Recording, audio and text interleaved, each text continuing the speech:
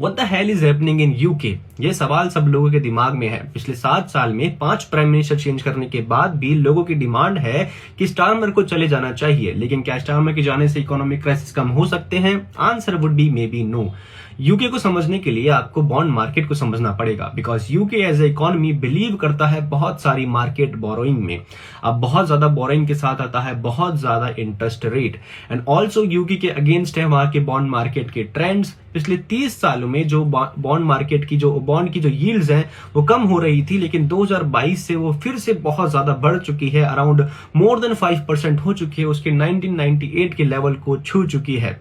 मतलब कि ये हो रहा है कि यूके को बहुत ज्यादा पैसा देना पड़ रहा है उसका इंटरेस्ट रेट चुकाने के अंदर। अब बहुत ज्यादा वहां लग रहा है पैसा, तो कम पैसा बच रहा है लोगों के ऊपर स्पेंड करने के लिए, यानी कि पब्लिक हेल्थ में, एजुकेशन में, इंफ्रास्ट्रक्चर के अंदर, जॉब्स क्रिएशन के अंदर यहां पैसा देने के लिए कम बच रहा है, और इसी चीज से लोग परेशान हो रहे हैं। साथ में दिक्कत आ रही है यूके के बढ़ते हुए इन्फ्लेशन की।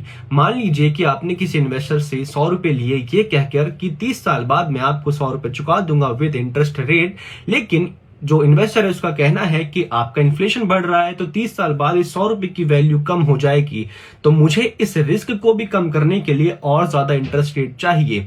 यानी कि और ज्यादा इंटरेस्ट रेट, फिर वही बात, और ज्यादा पैसा आपका लग जाएगा उसको चुकाने के लिए, आपके पास पैसा कम पड़ जाएगा। तो यहां से यूके गवर्नमेंट के ऊपर बहुत प्रेशर पड़ रहा है, बॉन्ड मार्केट बहुत प्रेशर डाल रहे हैं उसके ऊपर, साथ में इन्फ्लेशन भी बढ़ रहा है। अब इन्फ्लेशन बढ़ रहा है तो बैंक ऑफ इंग्लैंड ने भी अपनी इंटरेस्ट रेट को बढ़ा रखी है, तो बोरोइंग कॉस्ट लोगों की और कम हो जाती है, सारे लोन्स महंगे हो जाते हैं, तो अब लोग और ज्यादा परेशान हो रहे हैं, और इसीलिए वो डिमांड कर रहे हैं कि स्टारमर को चले जाना चाहिए। लेकिन फिर से वही सवाल, क्या स्टारमर के जाने से इकोनॉमिक क्राइसिस कम हो सकते हैं? Answer would be maybe no.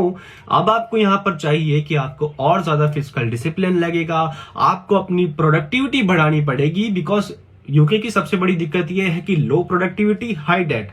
अब आप अपनी प्रोडक्टिविटी अगर बढ़ा देते हैं, अपने इंफ्रास्ट्रक्चर के अंदर और ज्यादा थोड़ा सा कैपिटल स्पेंडिंग करते हैं, तो शायद से आपकी प्रोडक्टिविटी बढ़ जाएगी और डेट है वो थोड़ा कम होने लग जाएगा।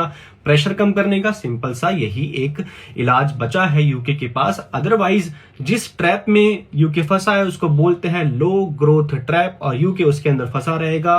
Prime minister will come and go, लेकिन सॉल्यूशन नहीं निकलेगा।